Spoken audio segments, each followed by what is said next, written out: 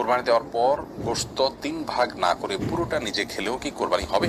কোরবানি গোশত কি 3 ভাগ করে 1 ভাগ গরিবদের দেওয়া জরুরি, নাকি পুরোটা নিজেরাও খাওয়া যাবে? জামিল মাহাদি, কোরবানির গোশতের 3 ভাগ করা এটা আবশ্যক নয়, মুস্তাহাব।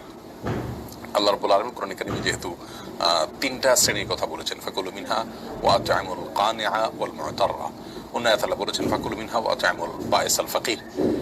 তো এই নির্দেশনাগুলো থেকে বোঝা যায় যে আল্লাহ রাব্বুল আলামিন 3টা শ্রেণীতে আমাদেরকে আপনার কোরবানি গোশতকে বন্টন করার জন্য নির্দেশনা দিয়েছেন, কিন্তু এটি কোনো আবশ্যিক নির্দেশ নয়। যার কারণে কেউ যদি এটাতে একটু হেরফের করেন, যেমন নিজে একটু বেশি রাখলেন, গরিবকে একটু কম দিলেন, অথবা গরিবকে একটু বেশি দিলেন, নিজে কম রাখলেন, অথবা সবগুলো গরিবকে দিয়ে দিলেন বা প্রতিবেশীকে দিয়ে দিলেন, তাতে কোরবানি হয়ে যাবে। একটু হেরফের করলেও কোরবানি হয়ে যাবে।